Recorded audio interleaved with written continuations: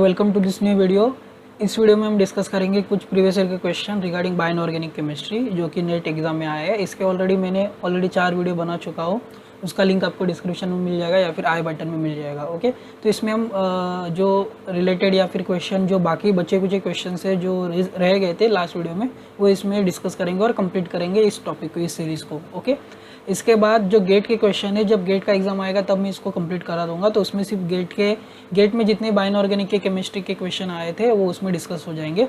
तो ये वीडियो होगा last video for previous year question regarding bio inorganic chemistry. Okay, तो इसमें हम फर्स्ट क्वेश्चन देखते हैं। फर्स्ट क्वेश्चन क्या पूछा गया है, the biological function of carbonic anhydrase and carboxypeptidase respectively are. तो यहाँ पे पूछा है कार्बोनिक अनहाइड्रेस,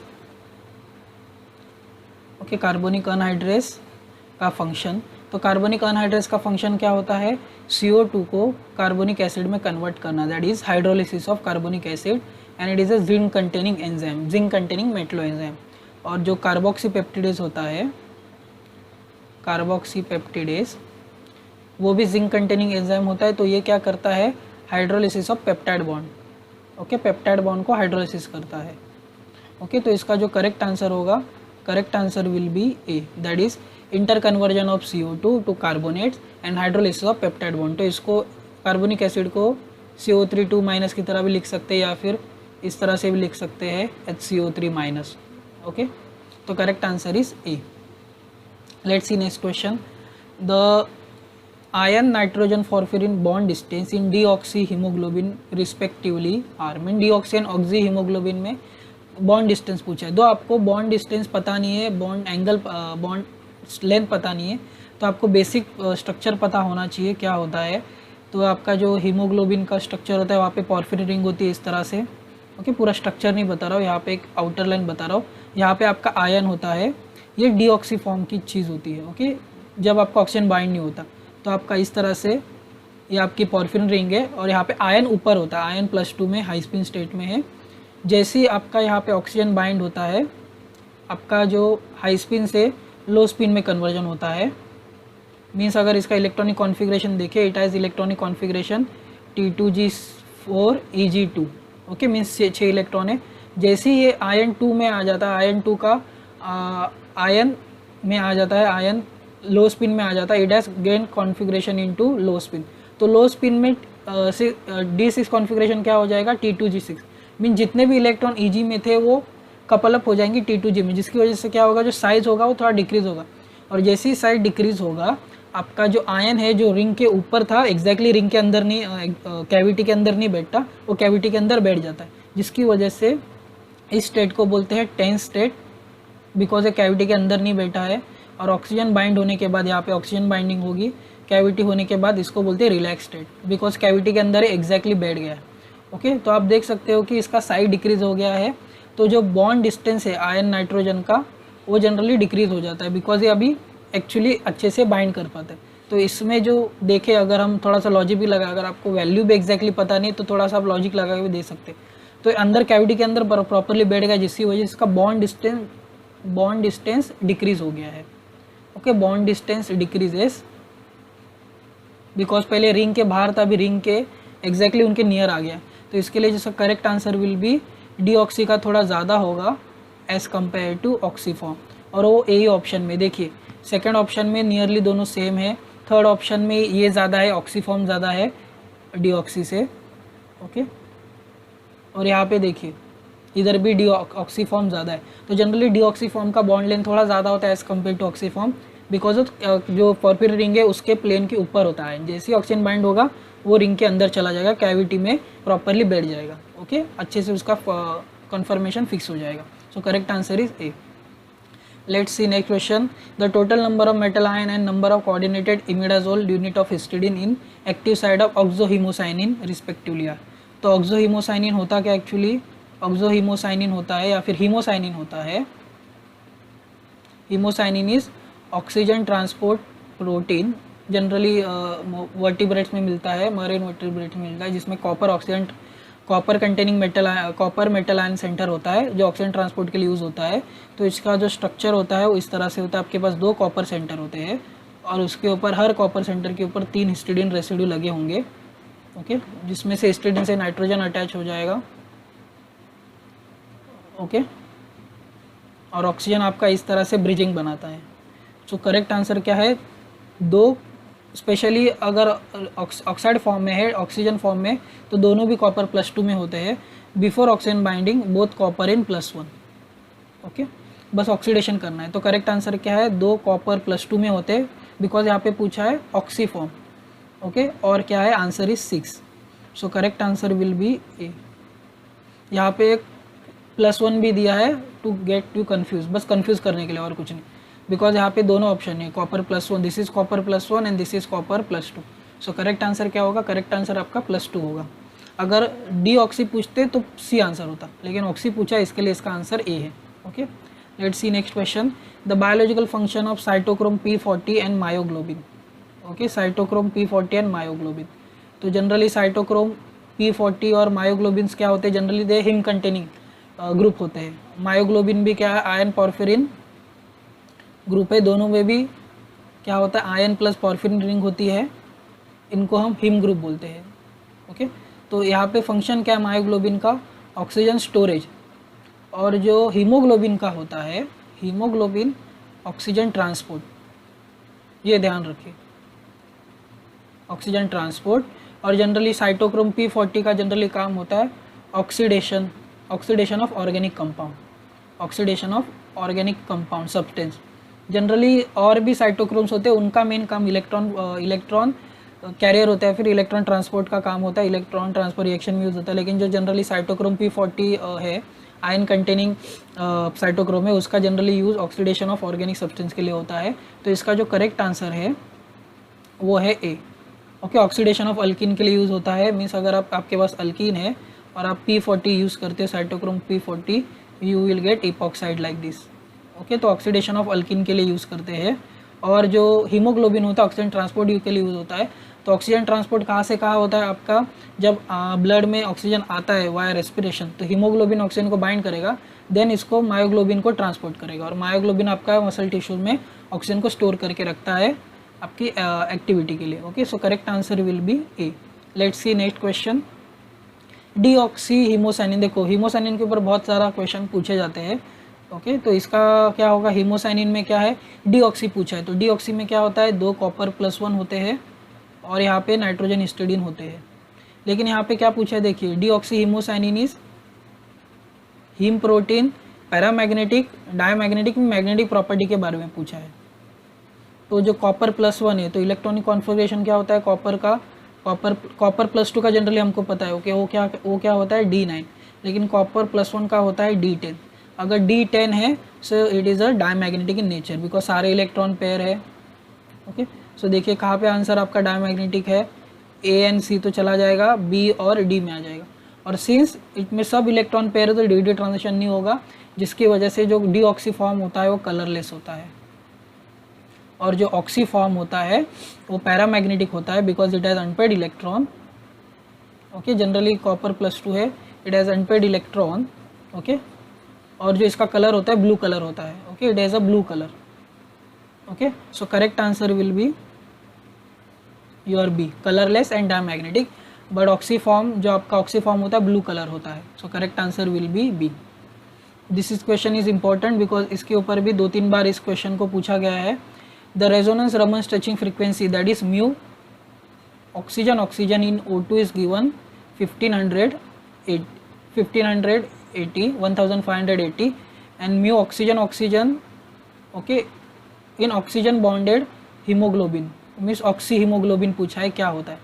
तो इसके लिए आपको एक जनरली जो स्ट्रेचिंग फ्रीक्वेंसी का फॉर्मूला क्या होता है, जनरली होता है frequency equal to 1/2 pi c √k/μ। Okay, तो यहाँ पे क्या है, जितना ज़्यादा आपका फोर्स कांस्टेंट होगा उतनी आपकी ज़्यादा फ्रीक्वेंसी होगी। तो यहाँ पे स्ट्रेचिंग फ्रीक्वेंसी के लिए आपको जनरली वैल्यू दी है, फ्री ऑक्सीजन के लिए होती है इतनी, फ्री ऑक्सीजन के लिए होती है इतनी।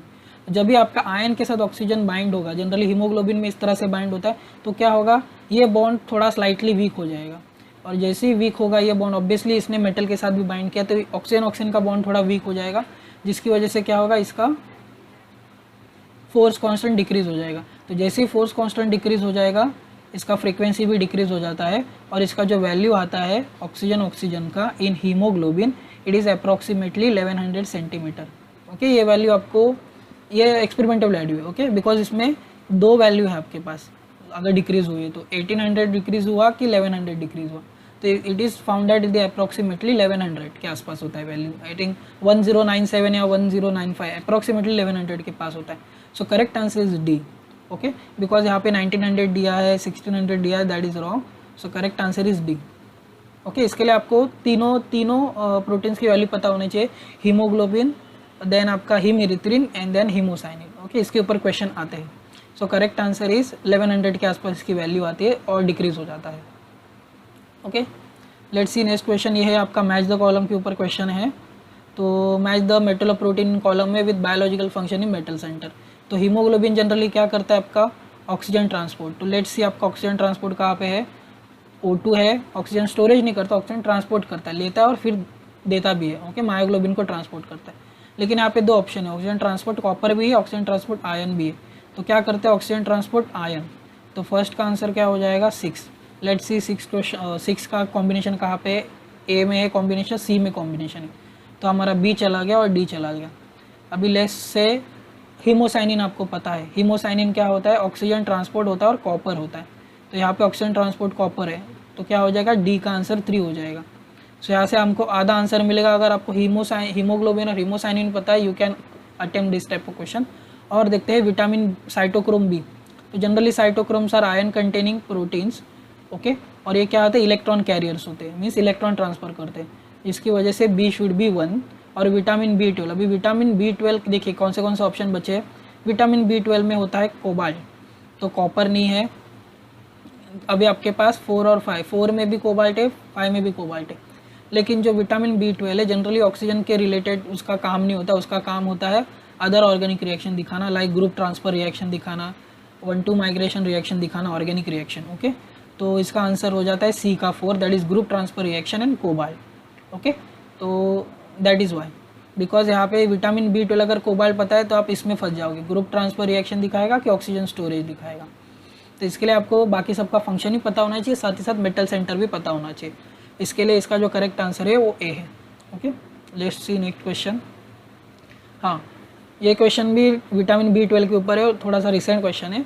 The chelate ring made by macrocyclic ligand in vitamin B12 are, means जो आपका पॉर्फिरिन रिंग से ये डिराइव किया गया है। तो विटामिन B12 में जो रिंग होती है लिगैंड की रिंग, उसको कोरिन रिंग बोलते हैं, कोरिन रिंग। जब आप पॉर्फिरिन रिंग से एक CH यूनिट निकाल देते हो, एक CH यूनिट माइनस कर देते हो, तो आपको कोरिन रिंग मिलती है। तो जनरली जो स्ट्रक्चर होता है कोरिन रिंग का इस तरह से होता है, आपका मेटल होगा, यहाँ पे हम पायरोल के ग्रुप लगा देते हैं इस तरह से। फर्स्ट क्या करना है आपको, पायरोल बनाने हैं। अभी यहाँ पे डबल बॉन्ड की हमको ज़रूरत नहीं, तो जनरली पॉर्फिरिन रिंग इस तरह से होती है आपकी। ओके, यहाँ पे डबल बॉन्ड होंगे। अभी जनरली क्या पूछा है, चिलेट रिंग, तो कौन सी रिंग जनरली पूछे, देखिए ये तो पूछे नहीं बिकॉज दे आर फिक्स, सब 5 मेंबर की रिंग है, तो ये तो नहीं पूछा है। आपको जनरली क्या पूछा है, दिस इज ऑस, व्हाट इज आस, ये पूछा है। 1 2 3 4 ये आपको पूछा है। तो अगर आप कैलकुलेट करें कितनी मेंबर की रिंग है, मैं इसको रब करके देखता हूँ कितने मेंबर की रिंग है इसमें। So it is comes around 1 2 3, यहाँ पे मेटल भी देखना पड़ेगा, 4 5 6, तो टोटल कितने 4 है 6 मेंबर की रिंग। लेकिन ये किस में होती है, पॉर्फायरिन रिंग में होती है। लेकिन कोरिन रिंग में क्या होता है, एक यूनिट थोड़ा सा डिफरेंट होता है, दिस विल गेट रिमूव और आपको इस तरह से कोरिन रिंग मिलती है। ओके, डायरेक्ट इस तरह से जॉइंट होगी। अभी आप कैलकुलेट करोगे तो क्या हो जाएगा, लेट्स सी क्या हो जाएगा, एक 6 मेंबर की रिंग है, दूसरी 6 मेंबर की रिंग है, तीसरी 6 मेंबर की रिंग है, but this is 5 member ring. तो इसका correct answer will be A, that is 1 5 member ring and 3 6 member ring. Okay, इतना डिफरेंस होता है कोरिन और परफेरिन रिंग है, एक CH यूनिट निकल जाता है। ओके, इसके लिए आपको इतना एग्जैक्टली स्ट्रक्चर पता होने की ज़रूरत नहीं, बस आपको डिफरेंस पता होना चाहिए। पॉर्फिरिन रिंग जो हीमोग्लोबिन में होती है और विटामिन B12 में कौन सी टाइप की रिंग होती है और क्या डिफरेंस है। ओके, भले आपको स्ट्रक्चर भी इतना पता नहीं, but you can guess using this but exact proper answer के लिए आपको ये पता होना चाहिए कि स्ट्रक्चर क्या है, कितने मेंबर की रिंग होती है। ओके, तो यहाँ पे जो विटामिन B12 का थोड़ा कॉम्प्लिकेटेड स्ट्रक्चर है, तो देखिए ये पायरोल रिंग है, यहाँ पे ये आपकी पायरोल है 1 2 3 4, ओके, और ये 5 6 7 और 8 जो 8 नंबर की रिंग है वो 5 मेंबर की रिंग है, जहाँ पे जिसको मैंने 8 नंबर दिया दैट इज़ 5 मेंबर रिंग। तो यहाँ पे देखिए डायरेक्ट नाइट्रोजन नाइट्रोजन, ये कार्बन कार्बन का डायरेक्ट बॉन्ड है, तो यहाँ सब में एक कार्बन एक्स्ट्रा है, एक कार्बन एक्स्ट्रा है, एक कार्बन एक्स्ट्रा, उसमें एक कार्बन कम है। तो correct answer is A, 1 5 member and 3 6 member ring. Okay, let's see next question. या देखिए अभी फिर से ये क्वेश्चन रिसेंट और 4 मार्क के लिए पूछा गया। Match the column, left side में आपके प्रोटीन है, सेंटर में आपका ऑक्सीजन की बाइंडिंग बतानी कौन सी टाइप की, राइट हैंड साइड में आपका रमन की स्ट्रेचिंग फ्रीक्वेंसी सेम आया है। तो अभी हमने देखा कि जो रमन आई थिंक इसमें हमने देखा था कुछ देर पहले क्वेश्चन देखा था हीमोग्लोबिन में, तो हीमोग्लोबिन में कितना आंसर होता है, हीमोग्लोबिन का आंसर, हीमोग्लोबिन में जो ऑक्सीजन बाइंड होता है वो इस तरह से बाइंड होता है O2 माइनस, और इसके अप्रॉक्सीमेट वैल्यू आती है 1100 के आसपास। अभी यहाँ पे कौन सी वैल्यू 1100 के आसपास है, 1105। तो इसका आंसर क्या होगा, लेट्स सी हीमोग्लोबिन के लिए आंसर क्या होगा। हीमोग्लोबिन दिया है आपका A, तो A कहाँ पे होगा, थर्ड में, बिकॉज O2 माइनस होगा, सुपर ऑक्साइड टाइप दिखता है, और इसका आंसर Z, तो कहाँ पे दिया है A3Z, that is only A option is there. और बाकी भी चेक करते हैं, बाकी भी आपको बताना इंपॉर्टेंट है। Okay, A will be correct answer. ये हमने सिर्फ हीमोग्लोबिन से चेक किया, देखिए हीमोग्लोबिन है, हीमोग्लोबिन में पेरोक्साइड टाइप लिंकेज होती है। ओके, एक ही ऑक्सीजन बाइंड होता है और इसकी वैल्यू अप्रॉक्सीमेटली 1100 के आसपास आती है। और बाकी भी देखते हैं हीमोसाइनिन।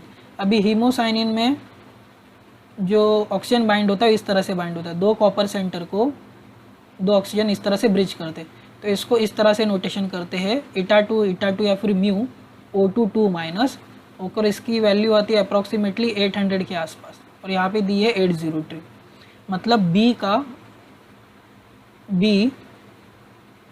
का 1 और यहाँ से Y। ओके, और लेट्स सी कि C का क्या आंसर हो सकता है। यहाँ पे लिखता हूँ, हीमेरिथ्रिन में क्या होता है, आपके 2 आयन सेंटर होते हैं। ओके, यहाँ पे एक OH होता है और जो ऑक्सीजन बाइंड होता है इस तरह से होता है, और यहाँ पे जो होती है वो peroxide type HO2 hydrogen bonded linkage होती है, और इसकी जो वैल्यू आती है अप्रॉक्सीमेटली 850 के आसपास आती है, तो जो कि यहाँ पे 844 दिया है। ओके, अभी क्वेश्चन है हीमेरिथ्रिन हीमोसाइनिन में अप्रॉक्सीमेटली वैल्यू सिमिलर है, दोनों में ब्रिजिंग टाइप हो रहा है लिगैंड, लेकिन आयन के सेंटर में 850 आ रहा है और कॉपर के सेंटर में अप्रॉक्सीमेटली 800 आ रहा है। ये क्यों हो रहा है, अगर आप देखें अभी मैंने कुछ देर पहले फॉर्मूला बताया था कि stretching frequency is directly proportional या फिर inversely proportional to reduce mass. अगर आप देखें आयन से कॉपर का मास ज़्यादा होता है, सिंस दोनों में ऑक्सीजन बाइंड हो रहा है, लेकिन वहाँ पे आयन बाइंड हो रहा है, यहाँ पे कॉपर बाइंड हो रहा है, जिसकी वजह से कॉपर का रिड्यूस मास बढ़ेगा, तो आपकी स्ट्रेचिंग फ्रीक्वेंसी कम होगी। ओके, दोनों की भी वैल्यू अप्रॉक्सीमेटली 800 to 900 की रेंज में आ रही है, लेकिन कॉपर की क्यों कम आ रही है, आयन की थोड़ी ज़्यादा क्यों आ रही है, वो कि रिड्यूस मास के ऊपर है। सिंस कॉपर थोड़ा हैवियर है, दोनों एक ही 3D सीरीज में है, but copper is slightly heavier, that's why इस value get decreases. Okay, so correct answer is A. तो आप ये क्वेश्चन 4 मार्क के लिए पूछा गया था, तो see that is important because stretching frequency के ऊपर अभी हमने क्वेश्चन देखा और ऑलरेडी ये क्वेश्चन आ गया फिर से रिपीट टाइप क्वेश्चन, तो यहाँ पे तीनों पूछे। ओके, कभी कभी हीमेरिथ्रिन पूछ देते, कभी हीमोसाइनिन पूछते, कभी हीमोग्लोबिन पूछते, तो इसमें पूरा एक साथ उन्होंने मिक्सचर कर दिया और यहाँ पे मैच द कॉलम बना दिया। अच्छा क्वेश्चन था ये वाला भी। Okay, let's see next question. या ये रिसेंट क्वेश्चन है, जून 2019 में पूछा था 2 मार्क के लिए। यहाँ पे पूछा metal ion transfer by bacteria fungi using siderophore और साइडोक्रोम। तो जनरली जो साइडोफोर या साइडोक्रोम्स होते हैं they are ion containing species, ion containing complex transport करते हैं आयन 3 का। Okay, they are ion containing complex, और इनको साइडोक्रोम्स भी बोलते हैं because some of the siderophores are colour species, जिसके लिए उनको साइडोक्रोम बोलते हैं। क्रोम का मतलब कलर होता है। तो generally they find in bacteria और फंगी, और जनरली यूज़ होता है किसके लिए, किनके लिए यूज़ होता है, आयन के ट्रांसपोर्ट के लिए यूज़ होता है, और जनरली बैक्टीरियाज और इसमें मिलता है, माइक्रो ऑर्गेनिज्म में मिलता है। ओके, तो इसका correct answer is 3। Okay, ion 3, sorry not ion 3। Okay, so that will be this. और यहाँ पे जनरली जो आयन के साथ कॉम्प्लेक्स बनता है वो चिलेट लिगेंड्स होते हैं, मीन्स आयन के साथ चिलेट लिगेंड्स फॉर्म होता है। ओके, आयन 3+ के साथ, और माइक्रो ऑर्गेनिज्म बैक्टीरिया में मिलता है। तो इसका आंसर है C. Let's see next question. तो ये क्वेश्चन पूछा है रिस्पेक्ट टू साइटोक्रोम P40। तो इसके लिए आपको साइटोक्रोम का स्ट्रक्चर पता होना है, cytochrome P40 specially. Okay, already एक क्वेश्चन साइटोक्रोम P40 के ऊपर देखा है, तो यहाँ पे देखते फर्स्ट क्वेश्चन देखते। It has histidine coordinated to ion centre. Second है it is a membrane bound metal enzyme. It has ion 3 in resting state of enzyme. The correct statement is are. तो इसके लिए आपको साइटोक्रोम P40 का structure पता होना चाहिए। तो साइटोक्रोम P40 में पॉर्फिरिन रिंग होती है। ओके, इस तरह से प्लेनर पॉर्फिरिन रिंग होगी, लेकिन यहाँ पे जो होता है 5th साइड आपका सिस्टीन होता है और यहाँ पे 6th साइड आपकी वाटर होती है। तो लेट्स सी फर्स्ट स्टेटमेंट देखते हैं, फर्स्ट स्टेटमेंट करेक्ट है क्या। It has histidine coordinated to ion centre. No, it is cysteine that is coordinated, not histidine. तो ए आपका गलत हो जाएगा। It is membrane bound metal enzyme, it is correct. So it is a membrane bound metal enzyme. तो ये आपका generally जब starting पढ़ते हो साइटोक्रोम P40 का, तो उसमें फर्स्ट स्टेटमेंट ये होता है कि जो मेटल बाउंड मेम्ब्रेन होता है। ओके, तो B is a correct statement and it is a iron 3। तो इसमें जो ऑक्सीडेशन स्टेट होता है आयन का, ऑलरेडी रेस्टिंग स्टेट में आयन 3 होता है। तो कौन सा आंसर करेक्ट है? B, sorry, B and C will be the correct answer. दोनों स्टेटमेंट करेक्ट है। ओके, अगर आप देखें इसको, अगर आपको बस इसका स्ट्रक्चर ही पता हो, अगर आपका मेटल बाउंड मेम्ब्रेन भी नहीं पता, तो भी आप इसको रिमूव कर सकते हैं। देखिए, आपको पता चल गया स्ट्रक्चर से कि A will be not correct answer. देखिए ए किस में है, ए यहाँ पे नहीं है, ए इसमें है, तो ये भी गलत है, ए इसमें। So only C option that does not contain A which will the correct answer. Okay, आपको बी भी पता नहीं है, metal bound membrane bound metal enzyme भी नहीं पता, तो भी आप इसको करेक्ट कर सकते हैं। इट वॉज आस्क्ड फॉर, अभी लास्ट ईयर भी पूछा है 4 मार्क्स के लिए। बस स्ट्रक्चर से भी आप इसको करेक्ट कर सकते हो answer. Okay, let's see next question. तो ये क्वेश्चन पूछा गया विटामिन B12 के रिएक्शंस के ऊपर। The consider following transformation reaction in context of coenzyme B12, मतलब vitamin B12। The correct statement regarding are, means reaction दिए 4-5, कौन सी करेक्ट रिएक्शंस होती है। 1 to कार्बन शिप देता है, हाइड्रेशन ऑफ CO2 देता है, बेंजीन टू फिनॉल देता है, dimethyl sulphide to dimethyl sulphoxide देता है, मतलब DMSO देता है। तो इसके लिए आपको विटामिन B12 की रिएक्शंस पता होने चाहिए। तो जनरली जो रिएक्शंस प्रोवाइड देता है, दिखाता है, वो 1-2 रीअरेंजमेंट दिखाता है इस तरह से।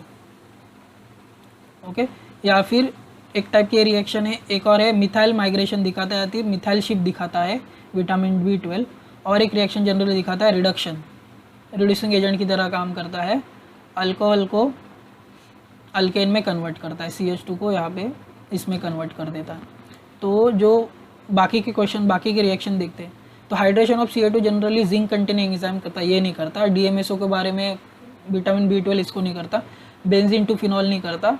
और ये क्वेश्चन इसके लिए 4 मार्क के लिए पूछा है, बिकॉज बहुत सारी रिएक्शन दी है to get you confuse. So only correct option is D, that is only A that is given. 1-2 carbon shift करता है, मीन्स माइग्रेशन करता है इस तरह से। Okay, that is asked for 4 mark. तो be careful while solving this type of question. Okay, यहाँ पे बहुत सारे कंफ्यूज करने के लिए 2-3 रिएक्शन एक्स्ट्रा दी गई है। अगर यहाँ पे मिथाइल शिप रिड्यूसिंग देते, then it can be little more confusing. Okay, और डिफिकल्ट हो जाता है अटेम्प्ट करने के लिए question. Let's see next question. या this was recent, that is recently आया December 2019। ये मैच द कॉलम है। तो यहाँ पे पूछा है, आपको निकल दिया है, जिंक दिया, मोलिब्डेनम, देन एंजाइम दिया और उनका प्रोडक्ट दिया है। अगर आपको निकल के बारे में ज़्यादा पता नहीं, जनरली आपने जिंक के बारे में, बिकॉज ज़्यादातर आपको जिंक के बारे में जनरली आप पढ़ते हो, तो जिंक से भी आप ये भी क्वेश्चन सॉल्व कर सकते हो। देखिए कैसे। जिंक आपका कहाँ पे होता है, कार्बोनिक अनहाइड्रेज में होता है, और ये क्या करता है, CO2 को H2CO3 में कन्वर्ट करता है। This is nothing but your carbonic acid. तो इसका क्या आंसर होगा, B, देन 1, देन Z। तो देखिए कहाँ पे B1Z दिया है, only A option contain B1Z। तो बस जिंक से भी आंसर आ सकता है। दो आपको बाकी के 2 ऑप्शन पता नहीं, फिर भी you can carry out this question. Okay, but बाकी का भी बताना मेरा काम है, बता देता हूँ। तो जनरली निकल के 2-3 एंजाइम से एक एंजाइम है आपका यूरिएस, यूरिया के रिलेटेड होता है, यूरिया सिंथेसिस में इसका यूज़ होता है। और एक होता है निकल कंटेनिंग एंजाइम, जो कि होता है को एंजाइम F40 430। वो क्या करता है, जनरली मीथेन प्रोडक्शन में, बैक्टीरिया में मीथेन प्रोडक्शन में हेल्प करता है। ओके, जनरली, और इसको बोलते हैं मेथेनोजेनिक बैक्टीरिया फैक्टर। तो जो बैक्टीरिया मीथेन को सिंथेसिस करते हैं उसमें निकल कंटेनिंग एंजाइम होते हैं, उसको बोलते हैं कोएंजाइम 430। ओके, तो ये किसके लिए यूज़ होता है? निकल यूज़ फॉर 430 कोएंजाइम 430, और 430 नैनोमीटर पे एब्जॉर्प्शन दिखाता है इसके लिए, और मीथेन प्रोडक्शन में यूज़ होता है। और जो मोलिब्डेनम है वो मोलिब्डेनम यूज़ होता है ज़ैंथिन ऑक्सीडेज में, और ज़ैंथिन ऑक्सीडेज में मोलिब्डेनम होता है मेटल, साथ ही साथ Fe2S2 फेरोडॉक्सिन होता है। ओके, और ये जनरली यूज़ होता है ज़ैंथिन को यूरिक एसिड में कन्वर्ट करने के लिए। Okay, that's why the correct answer will be A. अगर आपको निकल और मोलिब्डेनम नहीं पता, you can directly get using this, that is zinc के ऊपर से भी आप अटेंड कर सकते हो।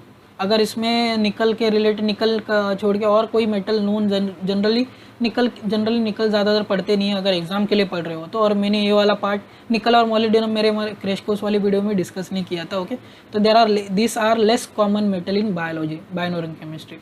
ओके, तो आप जब बुक पढ़ोगे या फिर आपके सिलेबस में होगा, एमएससी के सिलेबस में बायोनॉर्गेनिक, तभी आप थोड़ा डिटेल में पढ़ोगे। जनरली एग्जाम के लिए इतना कॉमन नहीं होता, दैट इज़ लेस कॉमन। तो इसके लिए कॉमन मेटल दिया जनरली जो ज़्यादातर पढ़ा जाता है, दैट इज़ जिंक, और जिंक आपको पढ़ना ही पड़ता है। अगर आपको जिंक पता होगा तो ये क्वेश्चन आपको डायरेक्टली आ जाएगा। Okay, let's see next question. या this was interesting, same exam में पूछा गया है, करेक्ट स्टेटमेंट देखना है आपको क्या है। ये क्वेश्चन है फिर से साइटोक्रोम P40। तो यहाँ पे फर्स्ट क्या करना है आपको, साइटोक्रोम P40 दिखा है और यहाँ पे साइटोक्रोम P40 के बारे में पूछा गया।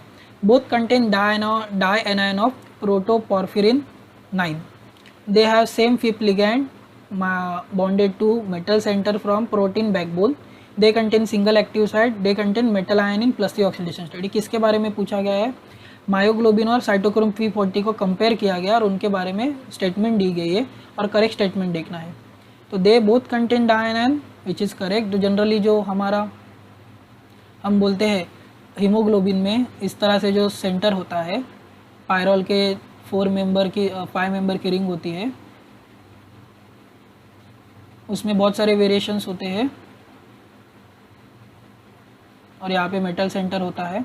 और मायोग्लोबिन और साइटोक्रोम्स में सिमिलर काइंड होते हैं, यहाँ पे आपके R ग्रुप होंगे और दोनों में भी ये ग्रुप होता है, मायोग्लोबिन और हीमोग्लोबिन में। तो first is a correct answer, first भी करेक्ट है। अभी देखिए फर्स्ट करेक्ट है तो आपका 4 चला जाएगा, B and C will be wrong, will be fourth option चला गया। इसका मतलब ये नहीं कि B और C गलत है, लेकिन आपको जहाँ पे A नहीं है उसको निकालना पड़ेगा। देन नेक्स्ट क्वेश्चन देखते हैं। They have same fifth ligand bonded to metal centre to protein back chain, let's see. तो हीमोग्लोबिन, मायोग्लोबिन के स्ट्रक्चर सिमिलर टू हीमोग्लोबिन, जिसमें क्या होता है, मेटल होगा, देन आपका पॉर्फिरिन रिंग होगा इस तरह से, दोनों में पॉर्फिरिन रिंग होती है सिमिलर। यहाँ पे क्या होता है, नाइट्रोजन ऑफ हिस्टिडीन, किस में, मायोग्लोबिन में। लेकिन साइटोक्रोम P40 में क्या होता है, मेटल होता है, पॉर्फिरिन रिंग होगी इस तरह से। ओके, और यहाँ पे होता है सल्फर ऑफ 16 फिफ्थ लिगैंड और 6 लिगैंड वाटर होता है। तो आपका B चला जाएगा, इससे आपका आधा आंसर आ गया। तो देखिए B is the wrong answer. तो यहाँ पे पूछा है करेक्ट स्टेटमेंट, तो B cannot be correct statement, तो जो B ऑप्शन है वो चला जाएगा। सो करेक्ट आंसर आपको आ जाएगा, that is A, C and D। Okay, they contain single active side, yes, both contain ion होता है और एक ही साइड होता है। They contain metal in +3 oxidation state, या साइटोक्रोम P40 में भी होता है, मायोग्लोबिन में भी +3 होता है। ओके, ये जनरली ये थोड़ा मे भी आपको समझना है, बिकॉज कुछ बुक्स में ऑक्सीडेशन स्टेट ऑक्सीजन बाइंड करने के बाद भी +2 दिखाते हैं, लेकिन जो स्ट्रेचिंग फ्रीक्वेंसी से पता चलता है उसमें नियरली ये पता चलता है कि जो आयन होगा वो +3 स्टेट में होता है। तो it is very between +2 to +3, कुछ बुक में आपको +3 मिलेगा, कुछ बुक में +2 मिलेगा। अगर आपको D को भी समझ नहीं आ रहा, कन्फ्यूज़ हो रहे हो कि होता है कि नहीं होता, अगर आप सिर्फ B अगर आपने निकाल दिया गलत ऑप्शन, आपको डायरेक्टली आंसर आ जाएगा। Okay, so correct option is A, C and D, because D आपको नियरली सब ऑप्शन में मिल जाता है, 2 ऑप्शन में आपको B मिल जाता है। Okay, so correct answer is second. Let's see, देखिए ये this is your protoporphyrin ring, protoporphyrin ring, ये दोनों में कॉमन होता है। Okay, it is common in both haemoglobin, myoglobin और P40 में कॉमन होता है। ओके, जनरली यहाँ पे जो प्रोटोपोर्फिरिन 9 होता है उसमें ये जो ग्रुप होता है generally R = CH, ethyl group लगता है, इथिन ग्रुप लगता है। Okay, correct answer is second. Let's see last question, this was asked in December 2019 Assam के पेपर में, ये फोटोसिंथेसिस के ऊपर है। तो इसमें पूछा number of electron transfer from oxidation of water bye photo system 2 is. तो एक फोटोसिंथेसिस में होता क्या है, वाटर का ऑक्सीडेशन होता है इनटू O2, और इसमें कितने इलेक्ट्रॉन इन्वॉल्व होते हैं, it involves 4 electron. Okay, so correct answer is 4। और जनरली ऐसी रिएक्शन है जिसमें वाटर का ऑक्सीडेशन होता है। जनरली वाटर का ऑक्सीडेशन ईजी नहीं होता, बिकॉज यहाँ पे ऑक्सीजन ऑक्सीडेशन स्टेट अगर ऑक्सीजन का निकाले इट इज़ -2, और यहाँ पे 0 मीन्स -2 ऑक्सीजन से 2 इलेक्ट्रॉन निकाल रहे हो, means it is not very easy, that is second most electronegative atom से आप इलेक्ट्रॉन जल्दी निकाल रहे हो। और इसके लिए जो क्लस्टर यूज होता है that is called oxygen involving cluster, वो होता है Mn4 क्लस्टर। 4 में Mn4 क्लस्टर बोलते हैं, इसके ऊपर भी क्वेश्चन पूछा गया है। Okay, so correct answer is second, that is oxygen involving cluster, और वो मैग्नीज कंटेनिंग क्लस्टर होता है, तो correct answer is B. Okay, तो इसके लिए आपको थोड़ा इसकी रिएक्शन पता होनी चाहिए, कितने इलेक्ट्रॉन रिलीज होते हैं, कितने इलेक्ट्रॉन इन्वॉल्व होते हैं ऑक्सीडेशन के लिए। Okay, so this is about some previous year question regarding bioinorganic chemistry. जितने मेरे से ट्राई हुए मैंने आपको यहाँ पे सॉल्व करने की कोशिश की है, थोड़ी डिटेल में एक्सप्लेनेशन बताने की कोशिश की है। ओके, तो इस वीडियो के लिए इतना ही। अगर आपको वीडियो पसंद आए इस वीडियो को लाइक करें, शेयर करें और मेरे चैनल को सब्सक्राइब ज़रूर करें। Thank you.